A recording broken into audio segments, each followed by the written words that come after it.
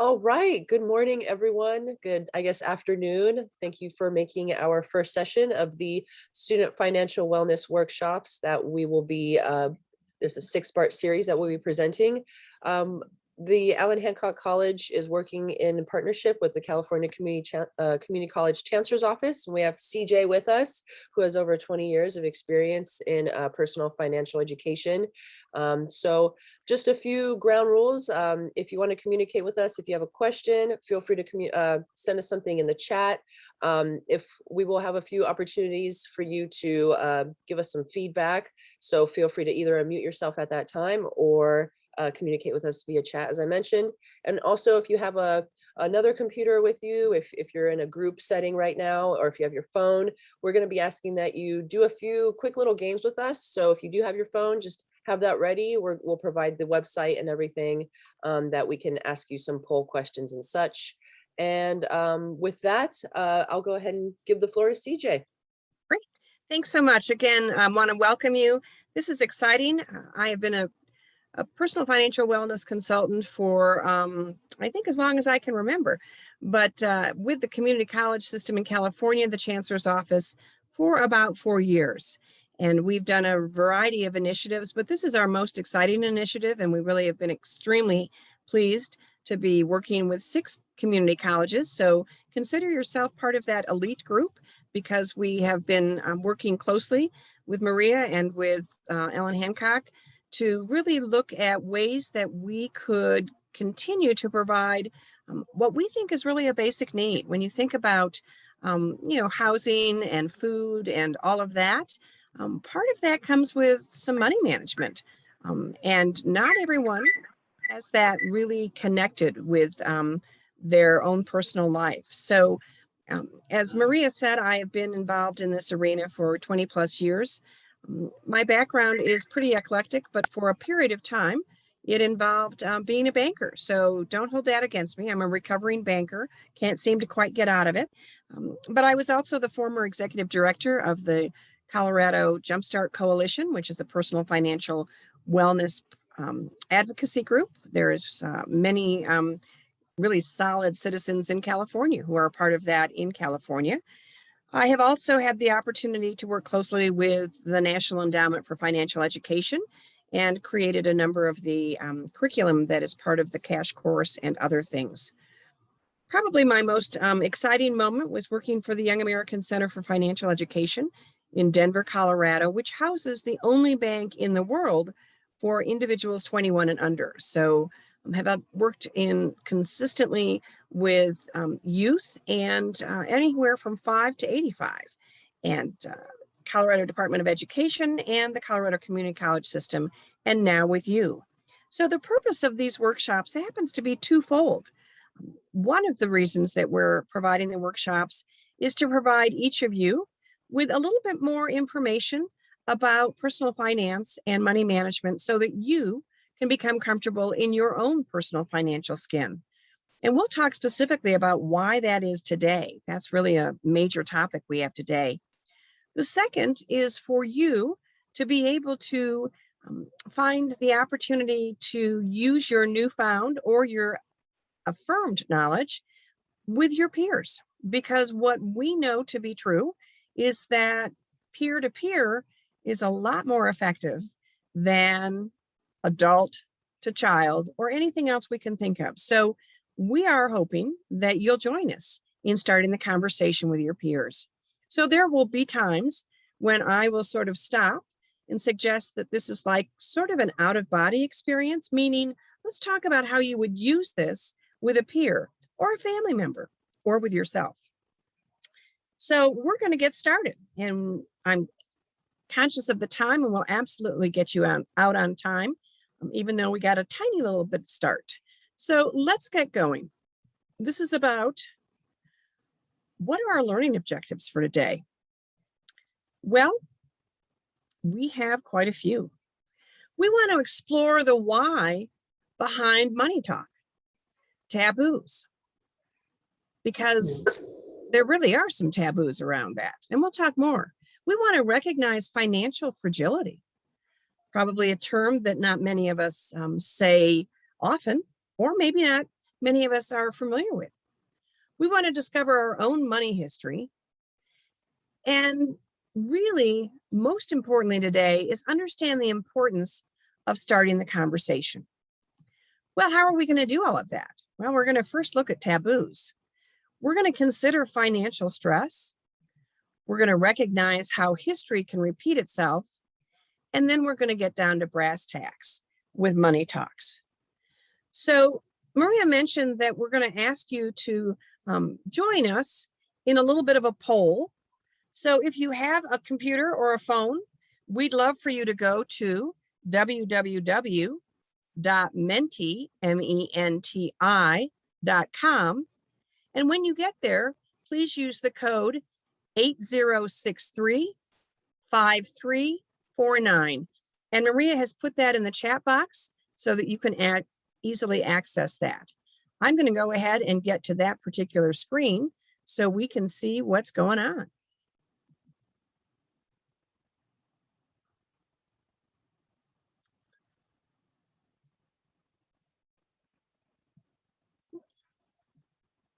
Whoops, lost that for a moment. Let me get back.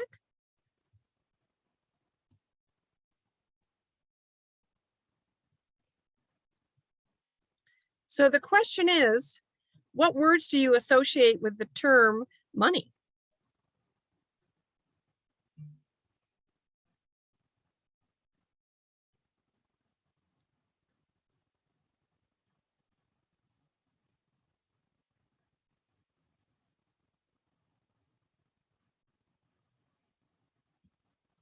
Perfect. Oh, I love seeing all of these. Privilege, paper, power, choice, currency, asset. Keep those coming.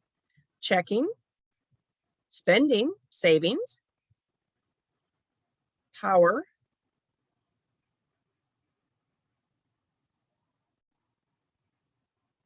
comfort, asset, security.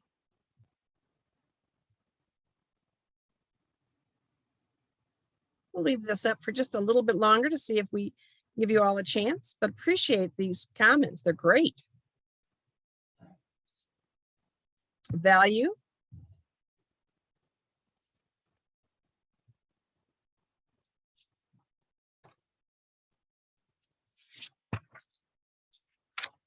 wealth,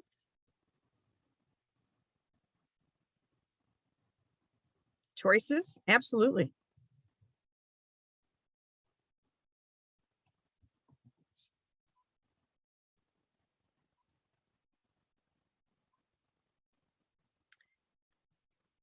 We'll take a look again at what you and your colleagues have written down, and we'll go ahead in the interest of time and close the poll, but appreciate those of you that were able to join us. So when you think about it, I'm going to ask you, think back to when you were growing up. So maybe you're 6, maybe you're 16, but maybe you could use your emoji to give me a thumbs up. How many of you remember having conversations at the dinner table about money? I mean, real conversations, healthy conversations. Not the kind of conversations that some of us remember, which is, really? I mean, we can't do that. Why are you asking for that? No, we're not. Well, I know everybody. No, we're not everybody else. So So I remember the conversations around going back to school, because boy, there were some things I really wanted, and there were things I thought I needed in order to fit in. I mean, who doesn't want to fit in? It's hard enough going to high school the first day, but you want to look like you know what you're doing. So why do you think it is that we aren't talking about money around the dinner table? I mean, in a positive fashion. I certainly remember horrible conversations in retail stores, and most of it was no, not, stop, all of that. So it seems as though there's sort of a taboo around discussing money. And yet I think you'd agree the repercussions in avoiding these talks can be quite significant. They can impact your health, they can impact your finances and your relationships. So I wonder why it's so difficult to talk about money. And just to give you a visual, this is how I sort of think about where we're at. There's that censored. Ooh, don't do it. So perhaps it's because we tend to believe that money is a very private issue and fraught with judgment. Do I make enough? Oh gosh, have I made some really poor decisions? I don't know, am I a loser? These are just a few of the sentiments expressed by those who eventually end up coming in for financial support. So many of these individuals are overwhelmed by debt, missing opportunities for building wealth, or are unaware of the basic strategies that would improve their financial wellness. So let's dig a little bit deeper, because it's one thing to say, well, we can't talk about money, but it's another thing to think about what are the ramifications. So here's a little say what? Well, in 2014, Wells Fargo did a study and found that 44%, that's a lot of people, of Americans view talking about their finances as more stressful than dealing with conversations about death, politics, or religion. Whew. I don't know. I might have been in that group years ago. Well, then Time Magazine reports that 40% of couples don't discuss how they will manage their finances before getting married. And, we recognize that oftentimes the financial issues can be compounded in a relationship. Who's spending, who's saving, what's happened to the money? Do we have joint accounts? Do we have separate accounts? Who's in charge? All of those things come into play. And think about all of those things coming into play when actually no one's talking about it. So it's sort of a vicious cycle, wouldn't you say? The money taboo can lead to financial mistakes, which then we naturally avoid talking about because who wants to admit we've made a mistake? And that just strengthens the taboo. So take a moment to just think about it. We start out with the money taboo. Don't say a word, don't talk about it. Not my issue. I'm going to keep quiet. That can lead to financial ignorance because I don't know. How will I know? How could I find out? I can't talk about it. And then I go into making some financial mistakes because nobody told me anything. I didn't know what to ask. And then I'm in that shame and embarrassment because yikes, I hope nobody talks about it now. And then I want to avoid the topic completely because we're right back into that cycle. So what we're here to do today is encourage you to join us in breaking this cycle, in actually being bold, but most importantly, being curious, because what is financial fragility? I'm curious about that. Are you in danger of it? Well, financial fragility is the inability to cope with emergency expenses, such as a car or a house repair, a medical bill, a small legal expense in a short period of time. And what that means is that I thought I had enough money. I thought I'd be okay. I mean, nothing bad has happened. And then suddenly, the pandemic occurred. Well, if you're not concerned yet, let's talk a little bit about some things that might pique your interest. Nearly 30% of middle-income households are financially fragile. So this isn't about low income. It's about middle income. It's about that space where people always sort of felt comfortable. Well, not any longer. Almost 40% of those without a college degree are financially fragile, compared to only 23% of those who have at least a bachelor's degree. So you're all sitting in the sweet catbird seat because you're in college or have finished a degree and helping out. So this is another thing to have a conversation about. When people say, gosh, I don't know, I really need money. I'm thinking about maybe more hours at work, less credit hours. Well, now you've got some information because we know that we can ease that financial fragility if we stay in school. 42% of working age women are financially fragile compared to 29% of women. So ladies in the audience, pay attention. This is a gender-based for sure.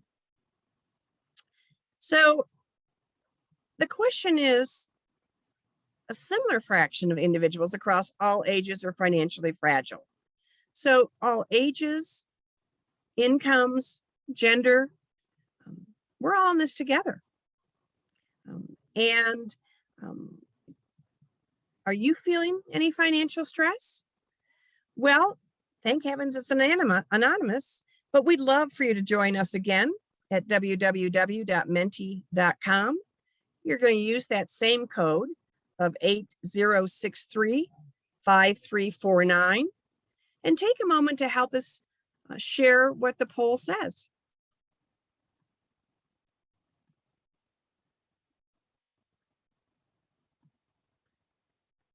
So there are 5 things that are common stressors for many people. And so take a moment to rank those financial stressors in your life.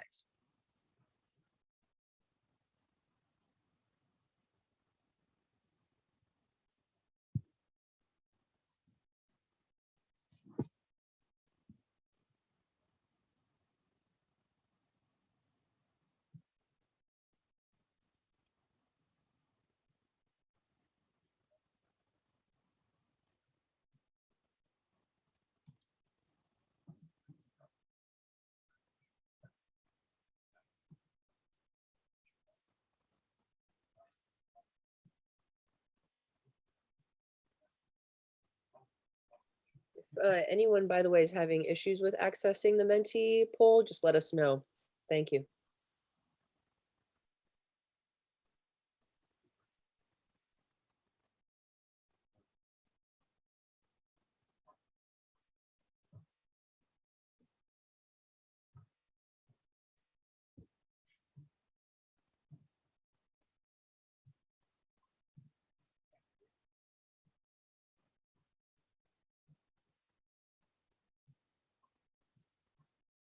Thank you for those that are responding. I appreciate it. Gives us an opportunity to get at that sense that it's just not me. There are others who feel as I do.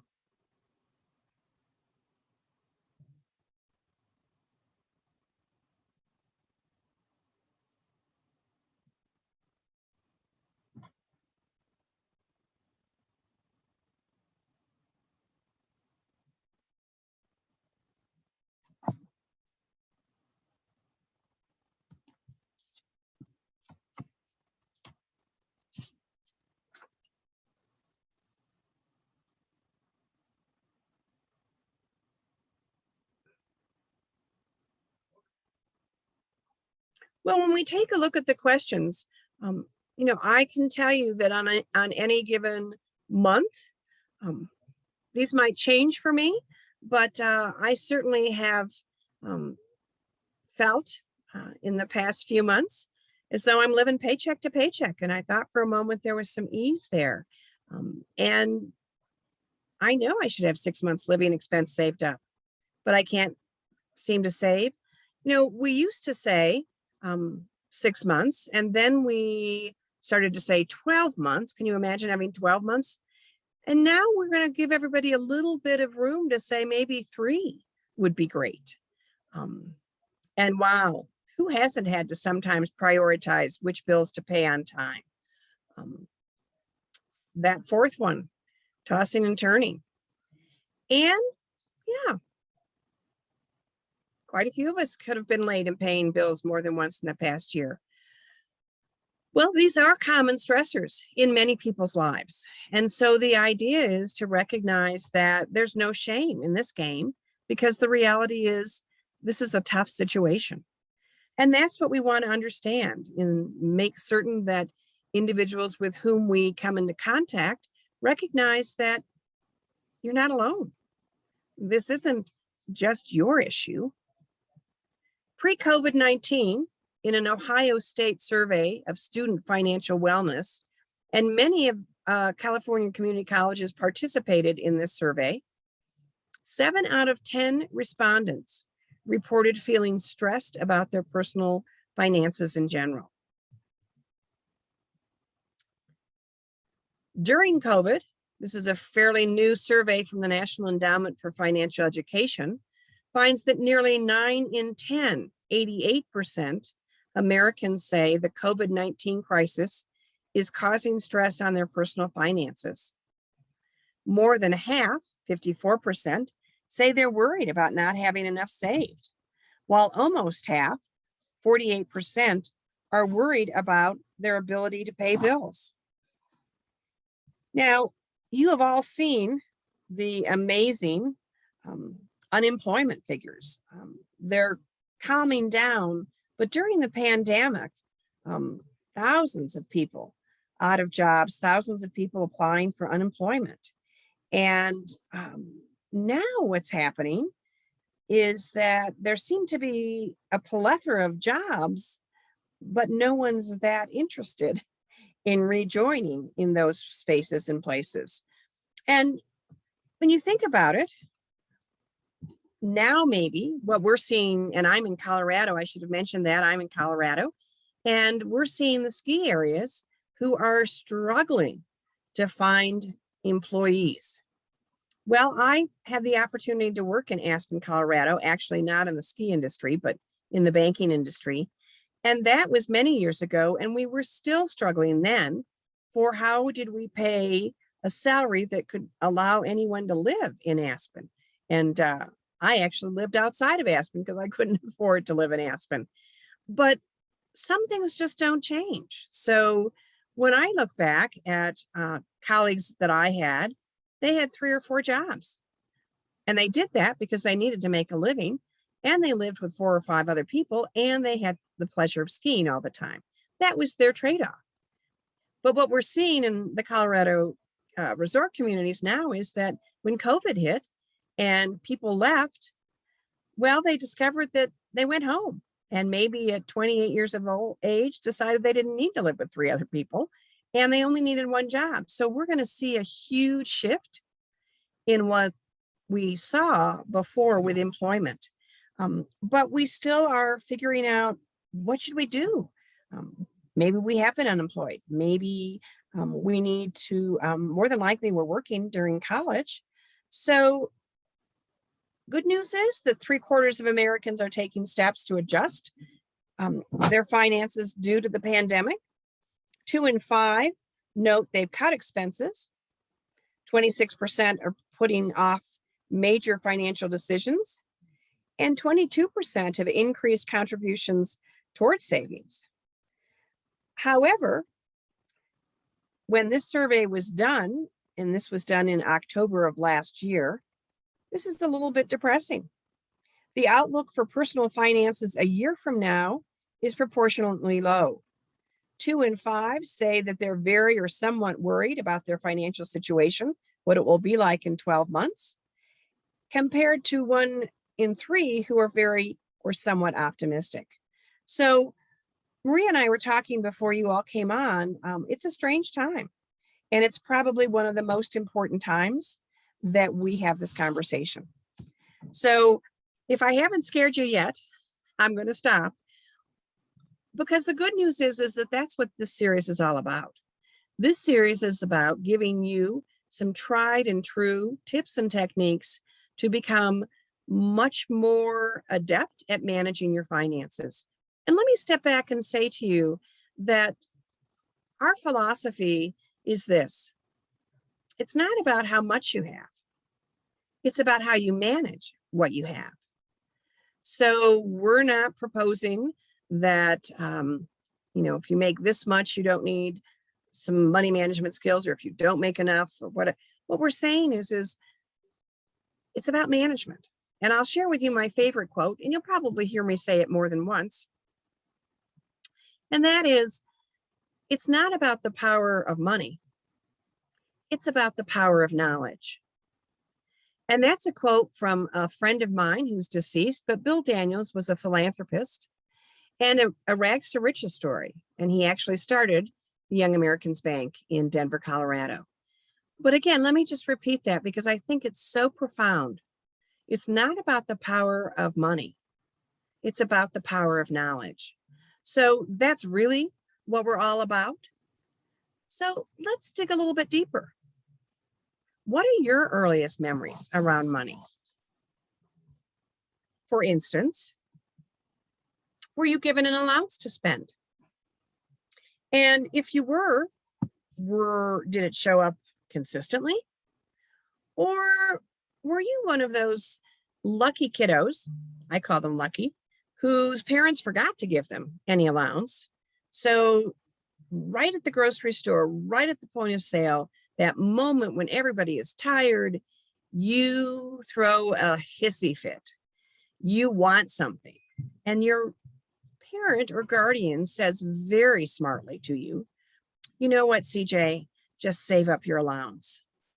And then I say as smartly back, you haven't paid my allowance for 2 months. And then my guardian says, oh, you're right. And then I continue with my temper tantrum. And then what's the obvious solution? Well, if you are a parent, you know the obvious solution is, because everyone's looking at you in the line behind your screaming child, is to just start wildly picking things up off the point of sale, smashing them in your basket, hoping that your child will be quiet, and then you move on. So maybe you were that individual who managed to figure out how to pull that scam. I call it a scam with love. Maybe you were paid to do chores. Maybe there was a chore chart, and every time you got a star, maybe you got some money. And then maybe if you didn't do your chores, maybe you got docked. Do you remember your parents fighting over money? Oh, I remember my parents fighting over money. The interesting thing is when my parents fought over money, it was after my 2 older sisters had gone to college. And my sister and I, closest in age, were left at home, so to speak. And we would hear our parents talking about the bills and fighting over some expense that had snuck in that was for one of my sisters. We were very aware of that situation. Maybe you had a family that loved to shop. And maybe that was an adventure and it was fun and you could almost buy anything that you wanted. Maybe it was the opposite. Sometimes it seemed like your family had a hard time making ends meet. Maybe you were surrounded by extravagant gift givers. Maybe you grew up around people that you perceived that were either richer or poorer than you. So I'm going to ask you to just step back for a moment and reflect on some of those questions.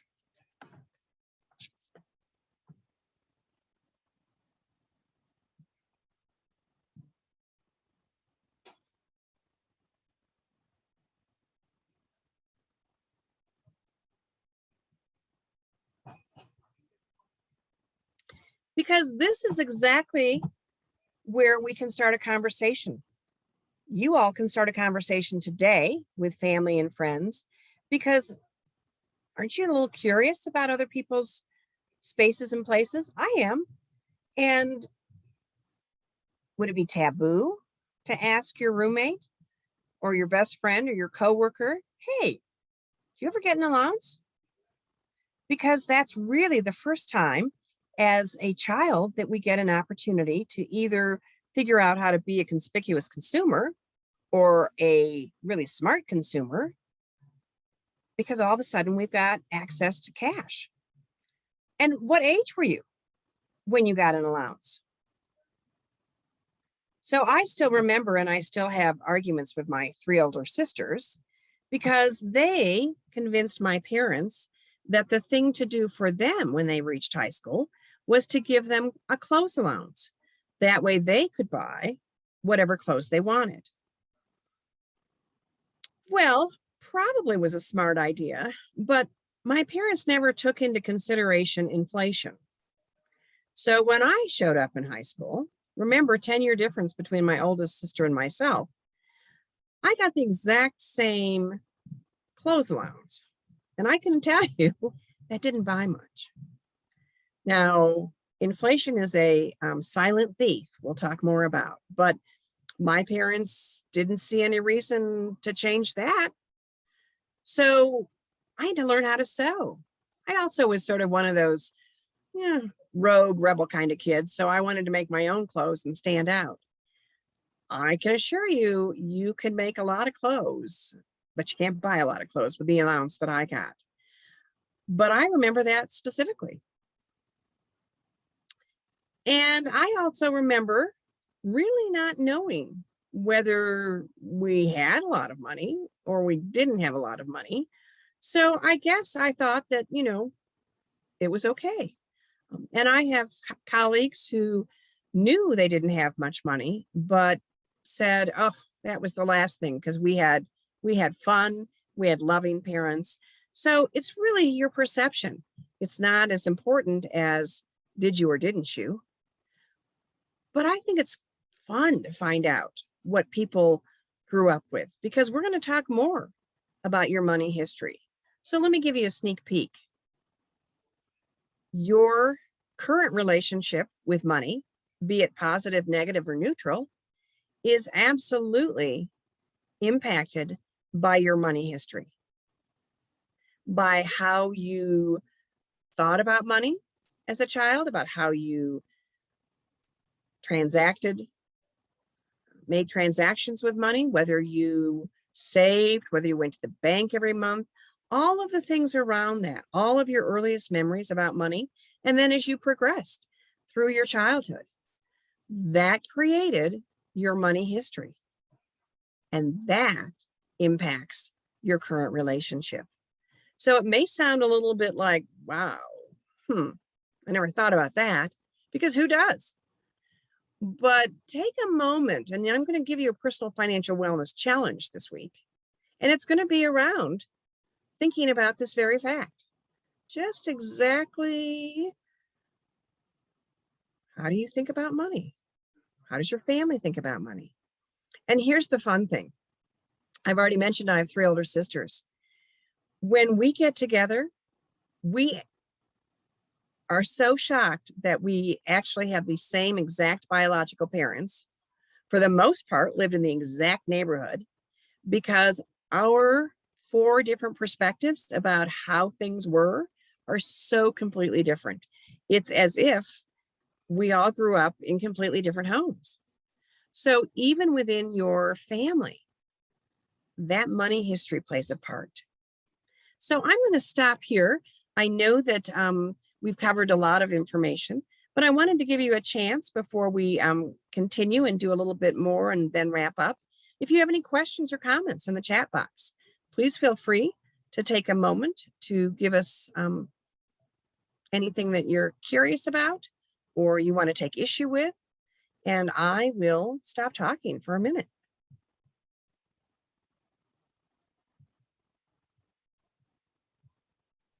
Definitely encourage your feedback and interaction.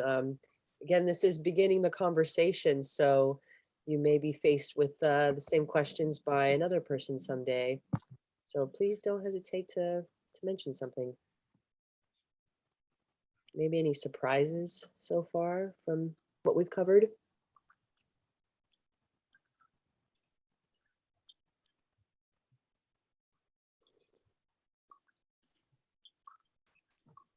Well, keep thinking, because crickets on a Friday are okay, but we're going to go on, because as Maria said, this is the reality.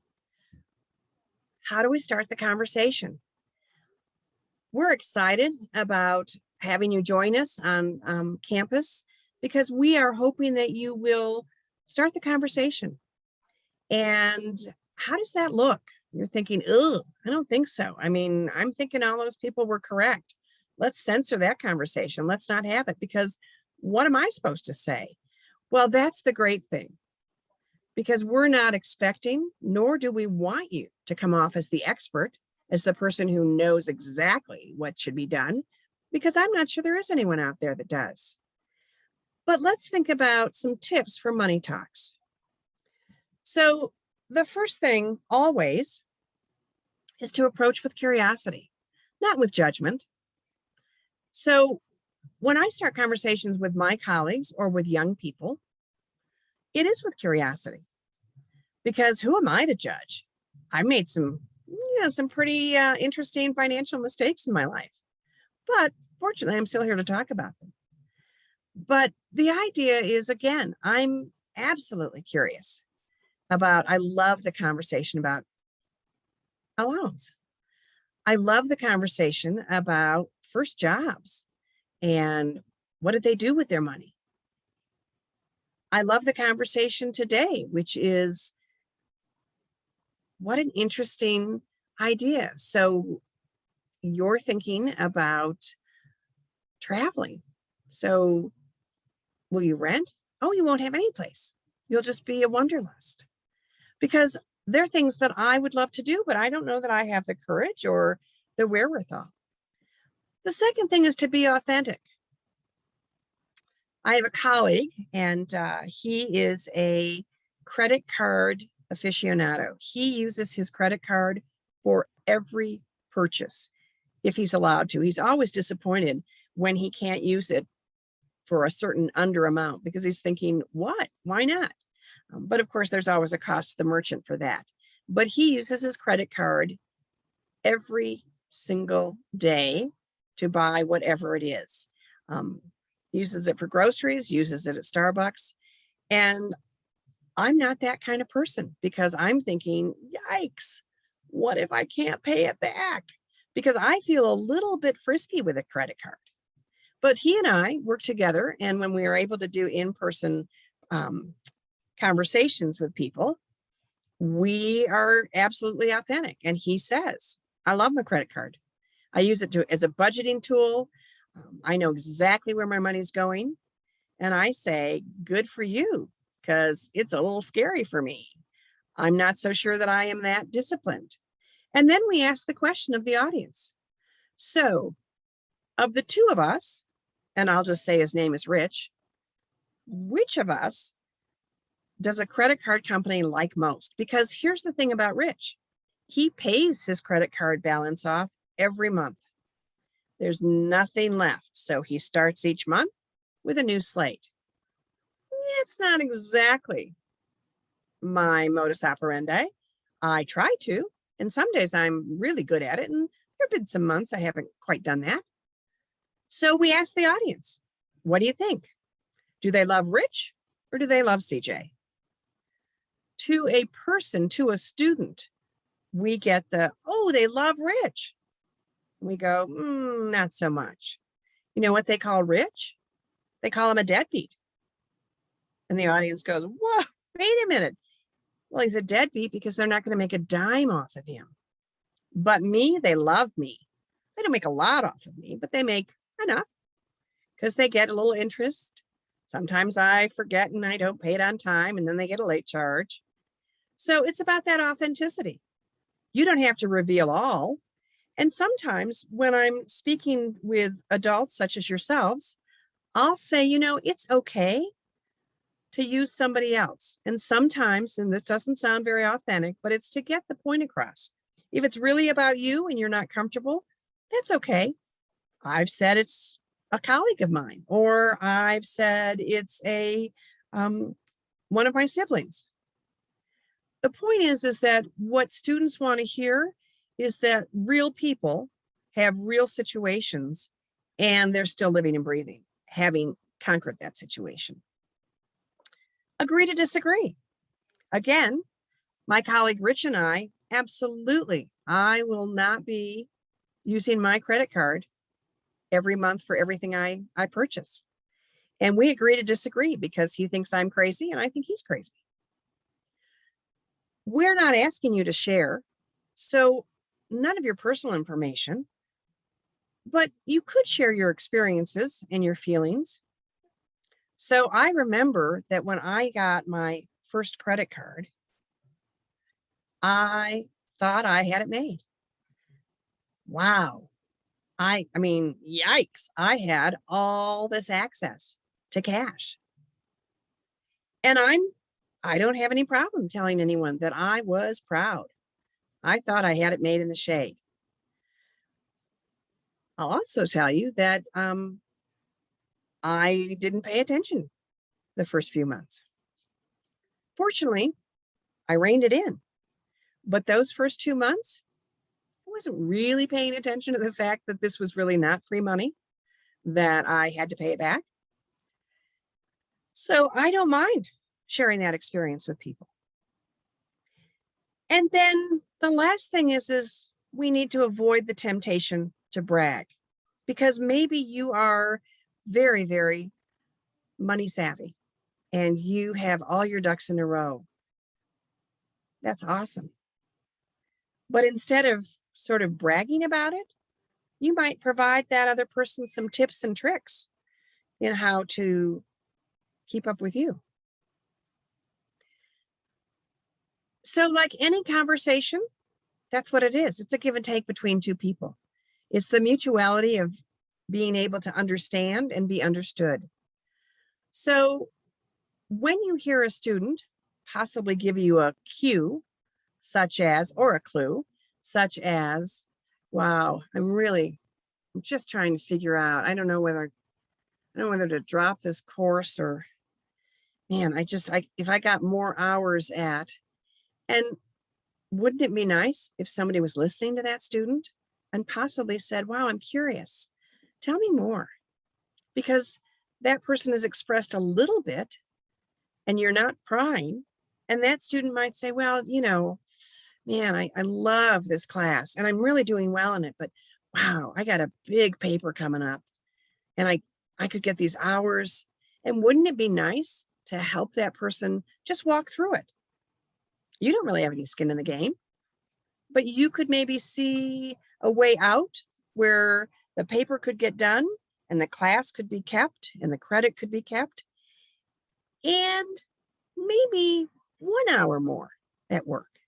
So it's sort of that opportunity to be a problem solver. Because consider this. We use money every day, and I submit to you that most of us think about it every day. Then why not get good with money and learn as much as possible? Because that's the name of this game, is let's learn how to manage it so that we can go on. Oops, I've used mine.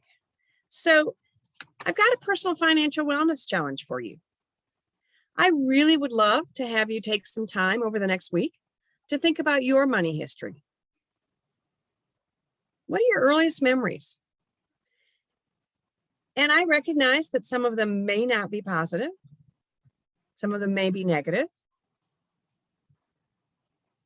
But we'll talk more next week about how to then move beyond that.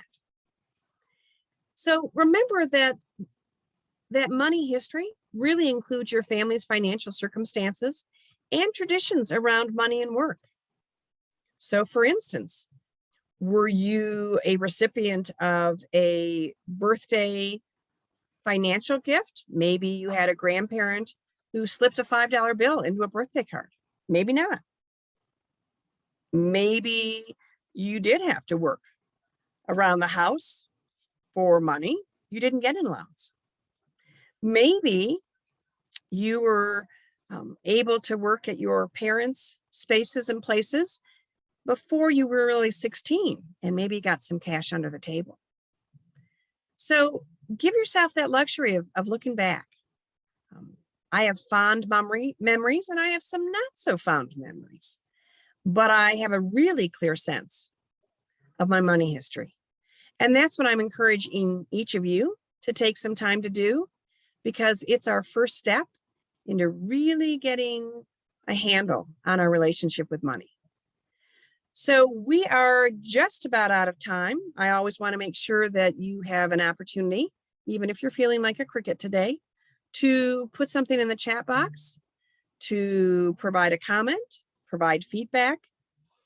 And we are specifically interested in if you found this of value and if you have a takeaway for today. because we always want to make certain that we're using your time wisely, because time is money. So thank you again. And Maria, I'll turn it over to you. But one last thing, I'm always lying to you. Sorry. Oh, I thought I had my, let me pull that back up. My computer is acting unhappy today. Oh, that's because I had that hidden. Let me get that unhidden. There we go. So we are coming back next Friday, and we are going to dig a little bit deeper into the psychology of money. And that is an opportunity to really understand behavioral economics. So it will be fun and exciting and so much more information. So join us next week. And now, Maria, it's your turn. Sorry. No, thank you, CJ. I thank you so much for the presentation. And also I just want to remind you all that that last slide did say 11 a.m. to 12 p.m., but we'll be always sticking to the 12 to 1 p.m. Sorry. slot. No worries, no worries. So you all can attend for your lunch. I encourage you to spread the word to your fellow student coworkers or students. They can always attend, even if they missed the first session or if they like the recording sent to them. I will be sending the recording to everyone that's in attendance. And I know there's some group attendees on one call. So if you all, the folks that I don't have, I see a few phone numbers there. So how about this? If you're on the call right now and you don't have I see like a phone number and I see a few first names. If you can just send me your email, and I'll also put my email in case you want to just email me and I can send you the recordings. Otherwise, I don't know who you are.